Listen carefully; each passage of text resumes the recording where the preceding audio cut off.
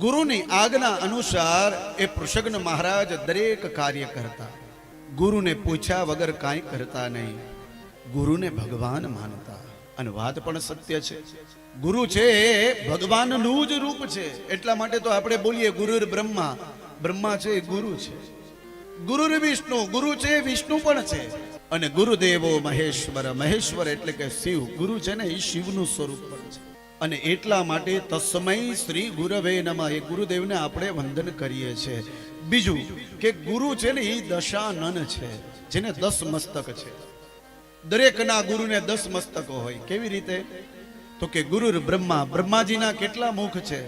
4 મુખ. ગુરુર વિષ્ણુ, વિષ્ણુ ભગવાનનું 1 મુખ છે. 4 ને 1 5 થયા. ગુરુદેવો મહેશ્વર, શિવજીના 5 મુખ છે. પંચવક્ત્રમ ત્રિનેત્રમ, 5 મુખ ને 3 નેત્ર આપણા ભોળાનાથના છે. એટલા માટે ઘણી જગ્યાએ પંચવક્ત્ર પૂજા પણ શિવજીની થતી હોય છે. તો 4 ને 5, 5 ને 5 10 મુખવાળા આપણા ગુરુદેવ હોય છે, જેને આપણે દશાનંદ કહેવાય છે. તો દરેકના જીવનમાં કોઈ ને કોઈ ગુરુ હોવા જોઈએ.